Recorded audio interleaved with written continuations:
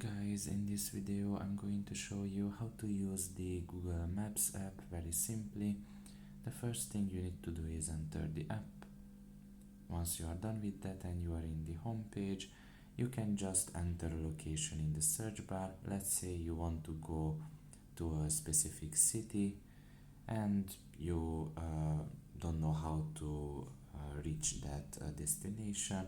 You can just write it in here and you can just simply press on it, and after that you will be able to see, in this case, the city that I have written in, and you can just simply press on directions here, and after that you can just choose here the starting location, which is going to be the location where you are at.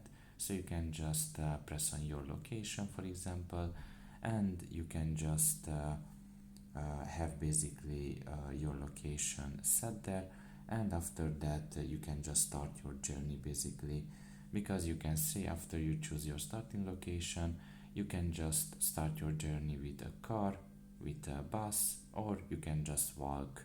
Now of course when you go to a city you're not going to walk to the city, more than likely you're going to do that with a car or maybe a train or a bus, but you can just simply select the way you want to go, and after that you can just pretty much go to your destination. So that's pretty much it really. I hope this video was helpful to you. Thank you for listening and see you next time. Bye bye.